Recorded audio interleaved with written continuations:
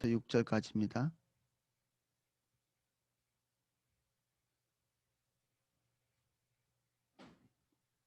누가복음 9장 1절부터 6절까지 찾으신 줄 알고 제가 읽어보겠습니다.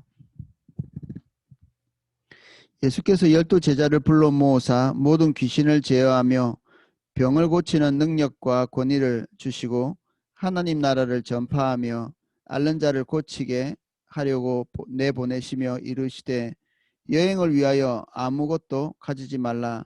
지팡이나 배낭이나 양식이나 돈이나 두 벌 옷을 가지지 말며 어느 집에 들어가든지 거기서 머물다가 거기서 떠나라.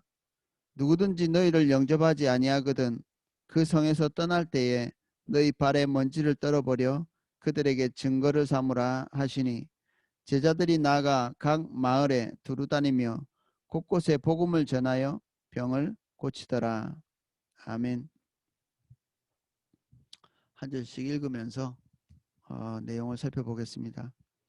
예수께서 12제자를 불러 모으사 모든 귀신을 제어하며 병을 고치는 능력과 권위를 주시고 하나님 나라를 전파하며 앓는 자를 고치게 하려고 내보내시며, 지금 예수님께서 12제자를 불러서 모든 귀신을 제어하고 병을 고치는 능력과 권위를 주셨죠. 왜 주셨나요? 그리고 이 권세는 어떻게 생겼어요? 그들이 기도 많이 해서 이 영적인 레벨을 쌓아서 생긴 건가요?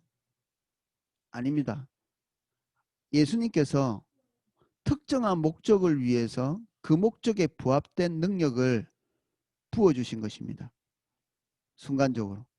이 한때의 사명을 위해서 부어주신 거죠. 그럼 무엇을 위해서 주셨느냐? 하나님 나라를 전파하며 앓는 자를 고치게 하려고 내보내실 때 이것을 주셨다는 얘기입니다.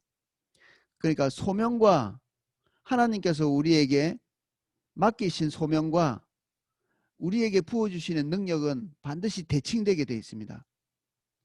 여러분들에게 어떤 부분에 있어서 능력이 없다면 아마 하나님의 소명과 일치하지 않을 수 있습니다. 그리고 우리를 보내신 소명이 맞다면 하나님이 우리에게 보내신 능력과 반드시 일치되게 되어 있습니다. 그 영역에서는 두려움도 없고 그리고 공포감도 없죠. 하나님께서 우리를 준비하게 하신 것을 충분히 준비했다면 우리가 더 이상 다른 것을 준비할 필요가 없을 만큼 우리는 충분히 이미 하나님의 은혜로 우리 안에 가득 차 있을 것입니다. 그것이 귀신을 쫓아내는 것이라면, 그리고 병 고치는 능력이 필요하다면, 그 소명에 이것이 반드시 필요하다면 이것들을 하나님께서 우리에게 주셨을 것이죠. 근데 우리를 보내신 모든 곳에서 이런 것들이 필요 없다면 하나님께서 굳이 이런 것들을 우리의 삶에 나타내지 않을 가능성이 많죠. 지금 제자들이 가는 곳에는 귀신에게 눌려있는 자들, 그리고 질병으로 고통하는 자들이 널려있는 곳이기 때문에 예수님께서 특별히 이러한 것들을 주시면서 복음을 전파하게 하신 거죠. 우리를 보내신 곳에서는 어떤 능력이 필요한가요? 그곳에서 꼭 필요한 것, 거기에서 복음을 전파하기 위해서 필요한 것, 그들을 섬기기 위해서 필요한 모든 것, 이것이 우리에게 부어질 것입니다. 그 능력이. 그래서 우리는 은혜가 필요합니다. 하나님이 우리를 보내신 곳에서 능력이 없어서 뭔가를 못할 그럴 가능성은 없습니다. 왜냐하면 하나님께서 주실 것이기 때문에 그렇죠. 무능력과 소명은 이게 한번 점검해 봐야 될 것 같아요. 저 같은 경우에도 하나님께서 교회 안에 섬기기 위해서 저를 부르시기 전까지 내가 탁월한 적이 있었나 이런 생각이 들어요. 내가 도대체 어떤 탁월함이 있었지? 부분적으로 그때마다 하나님이 주시는 은혜로 직장을 다니면서 일을 하긴 했는데 내 인생의 탁월함이 느껴지지는 않았던 것 같아요. 근데 지금 제가 제일 탁월한 것 같아요. 그다지 큰 준비, 하나님께서 요구하시는 그 정도의 준비 외에는 제가 그렇게 막 어, 분투하고 이렇게 하지는 않거든요. 꼭 해야 될 일을 할 때 하나님께서 능력을 기름 부어주시는 게 느껴집니다. 이르시되 여행을 위하여 아무것도 가지지 말라.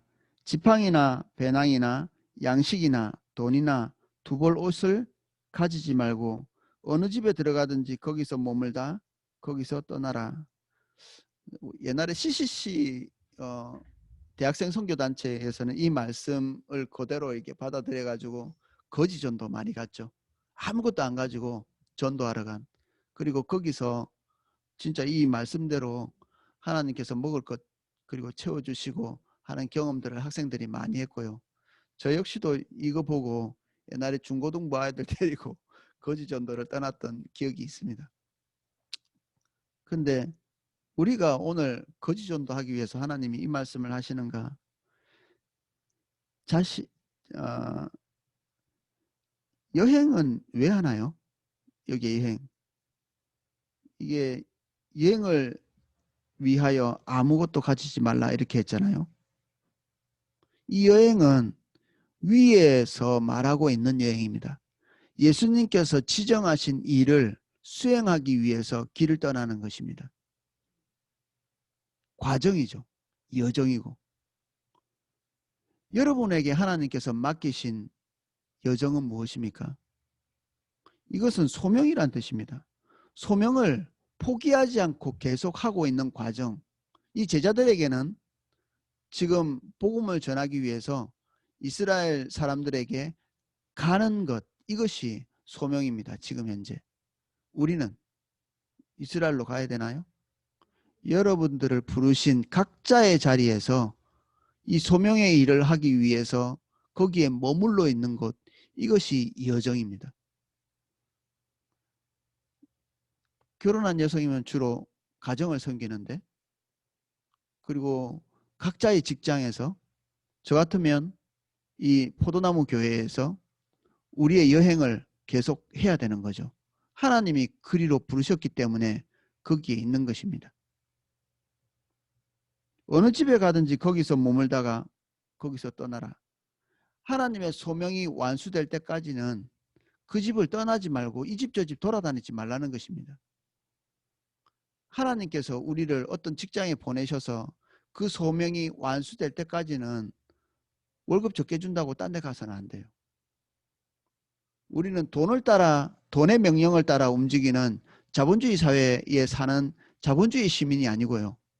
우리는 하나님의 소명을 따라 하나님의 말씀에 따라 움직이는 하나님 나라의 사람이기 때문에, 제자이기 때문에 우리는 돈의 원리에 따라서 움직이는 것이 아니라 하나님의 소명을 따라, 명령을 따라 움직이는 것입니다. 얼마 전에도 직장에서 자신에게 적절한 대접을 하지 않는다고 그 직장을 나오려고 하시는 분이 있었는데 제가 굳고 말렸거든요. 그분은 제 말을 들어주셨고 그래서 그곳에 잘 임무를 수행하셨어요. 여러분들은 여러분들 직장 안에서 어떻게 여러분을 대접하는가에 따라서 거기에 있고 말고 이런 것들을 결정하시면 여러분들은 사구 목자입니다. 제가 여러 차례 비유했지만 제가 옆에 다른 교회에서 월급 더 준다고 내일 가버리면 제가 사꾼이죠. 때로는 교회에서 제가 원하는 필요만큼 못 채울 수도 있겠죠. 당연히. 그럴 수 있습니다. 그런다고 옮겨가는 것이 아닙니다. 이것이 소명에 대한 우리의 자세입니다. 그런데 보통은 거기에서 우리의 먹을 것이 채워집니다. 우리의 소명과 우리의 필요는 딱 연결되어 있습니다. 아까 우리의 능력과 우리의 소명이 연결되어 있다고 했잖아요.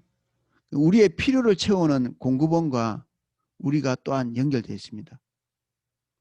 가정주부가 남편 섬기는 게 힘들다고 주식 투자하시는 분 봤거든요.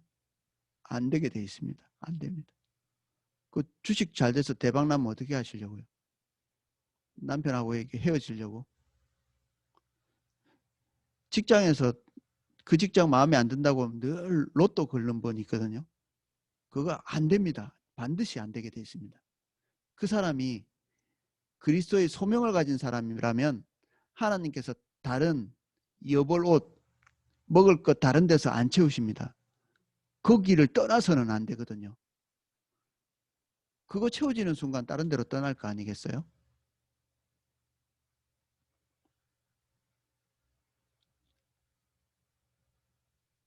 누구든지 너희를 영접치 아니하거든 그 성에서 떠날 때에 너희 밭에서 먼지를 떨어버려 그들에게 증거를 삼으라 하시니 우리가 소명을 따라서 행하는데 거기서 해고를 시킨다. 그러면 나와야죠. 포도나무에서 저를 당신은 필요 없으니까 좀 나가 주십시오 이러면 저는 이제 나올 겁니다. 거기서 내가 필요로 하지 않는데 거기서 더 나는 여기에 필요합니다. 이렇게 하지 않죠. 옛날에 어떤 유명한 목사님이 나를 잡는 데 떠나지 말고 나를 떠나라고 하는데 머물지 말라. 그런 얘기를 하셨거든요. 우리의 소명이 남아있다면 그들이 우리를 거부하고 나가라고는 얘기하지 않을 것입니다. 만약에 하나님 보내셨는데 그들이 우리를 거부한다면 우리는 그 자리를 떠나야 할 때가 있습니다. 복음을 전하는 문제도 이게 완전히 똑같죠. 하나님께서 우리에게 복음을 전하라고 하신 것은 그들을 설득하라고 하는 것이 아닙니다. 어떨 때는 우리가 간절한 마음으로 그들이 복음에 반응할 수 있도록 애는 쓰지만 궁극적으로 복음은 프로클레임, 선포입니다. 선포. 이것이 하나님의 복음이니 복음을 받아들여라. 이것을 알리는 거죠. 설교도 복음 전파하고 똑같습니다. 단어가 프로클레임인데 이것도 똑같이 선포하는 거죠. 그래서 이 설교는 성도들을 설득하는 데 초점이 있지 않고요. 하나님의 뜻이 이것입니다. 라고 말하는 것입니다. 그래서 그들이 받아들이면 하나님의 축복이 임할 것이고 받아들이지 않으면 그들이 하나님의 말씀에 이탈되어서 하나님으로부터 흐르는 생명이 차단될 것입니다.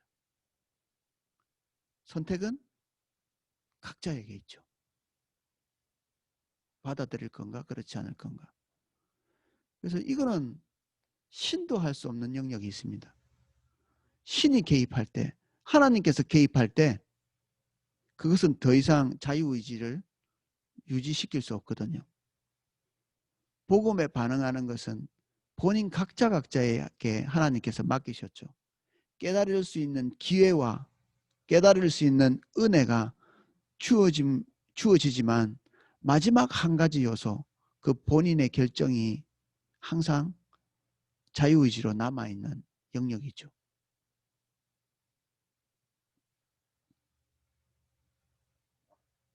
먼지를 떨어버려서 그들에게 증거를 삼으라.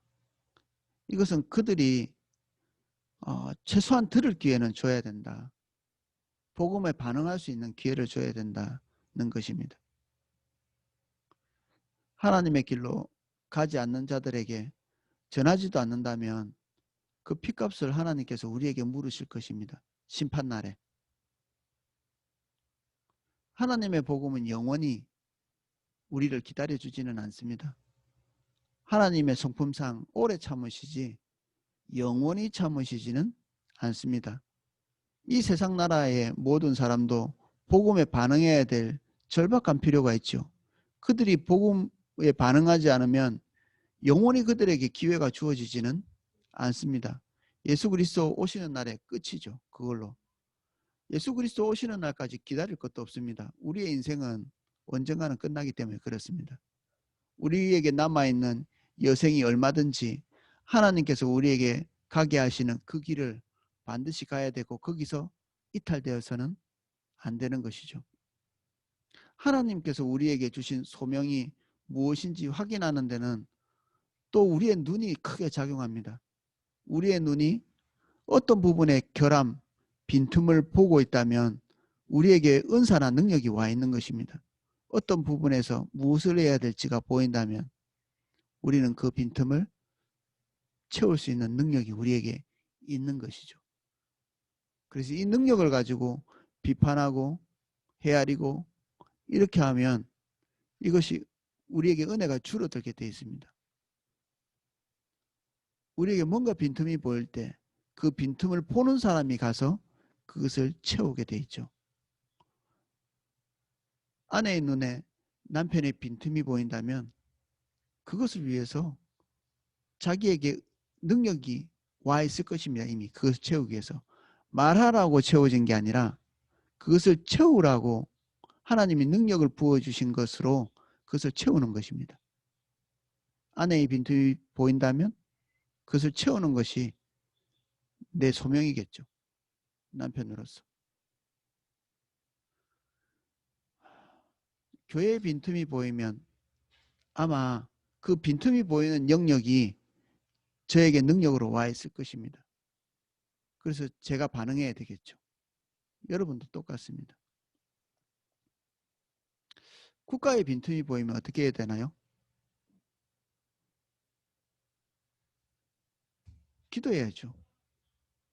그리고 우리가 채워야 될 영역은 우리 각자의 자리에서 우리 일을 열심히 하는 것입니다.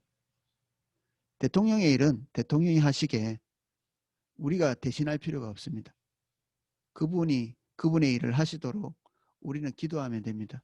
우리는 머리 깎는 사람 머리 잘 깎으면 됩니다. 물건 만드는 사람 물건 잘 만들면 되고, 상업하는 사람은 정직하게 그거 하면 됩니다. 속이지 않고, 날짜 속이지 않고, 가격 속이지 않고 정직하게 팔면 되죠. 상대방이 필요를 채워질 때까지 고객 만족하는 거죠. 저는 목회 열심히 하면 됩니다. 제가 저희 자리에서. 그래서 우리에게 맡겨진 이상의 것을 넘어가지 않는 것이 오늘 우리가 읽은 이 영역에서 하나님께서 우리에게 말씀하시는 것입니다. 단순하지 않나요? 하나님의 뜻을 따라, 소명을 따라, 능력을 따라 하나님께서 정하신 자리에 머물러 있는 것, 그것이 오늘 주님께서 우리에게 요구하시는 예수 그리스도의 요구이십니다. 우리가 이 자리를 이탈하지 않기를 예수님 이름으로 축복합니다. 기도하겠습니다. 주님께 감사드립니다. 우리가 미치지 못할 기이한 일을 하려고 애쓰지 않습니다. 하나님께서 우리를 부르신 곳에서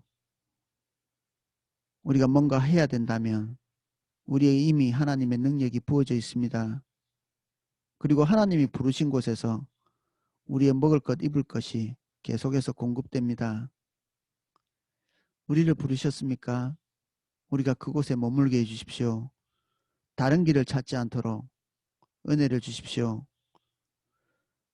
어느 시점이 되어서 그곳이 우리를 거부한다면 우리가 또 다른 영역을 찾아 나가겠지만 우리의 성정을 따라 우리의 뜻을 따라 옮기지는 않게 해주십시오. 우리가 소명이 무엇인지 분명히 볼 수 있도록 도와주십시오. 우리를 보내신 그 자리에서 주께 행하듯 행할 수 있도록 오늘 저희에게 능력을 기름 부어 주십시오. 오늘 기도에 참여하신 한 분 한 분을 예수님 이름으로 축복합니다. 하나님이 부르신 모든 직장과 가정과 그 영역에서 소명을 다할 수 있도록 오늘도 기름 부어 주십시오. 성령으로 충만하게 해주셔서 명철을 주시고 어떻게 하나님께서 보내신 자리에서 사명을 다할 수 있을지 알려주십시오. 주부는 주부로서, 군인은 군인으로서, 선생님이면 아이들을 잘 가르치고 상업을 해야 된다면 그곳에서 주의 뜻을 따라 정직하게 행할 수 있도록 도와주십시오. 잘 섬기는 자가 되게 해주세요. 상대방의 필요를 채우는 직업이 되게 해주십시오. 상대방의 필요가 무엇인지 빠르게 볼 수 있는 민첩한 마음을 예수님 이름 축복합니다. 그들의 필요를 신속히 알아낼 수 있도록 도와주십시오. 그리고 그것을 채울 수 있는 능력 주십시오.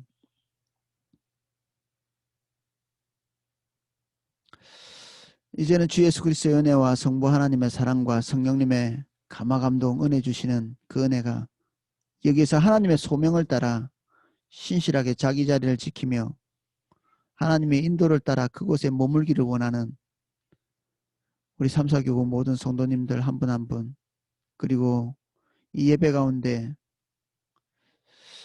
주님을 더 바라보기를 원하고 주의 뜻대로 하나님의 기준대로 서기를 원하는 모든 성도님들 위해 이제로부터 영원까지 그 은혜가 넘치게 기름 부으시기를 축원하옵나이다. 아멘.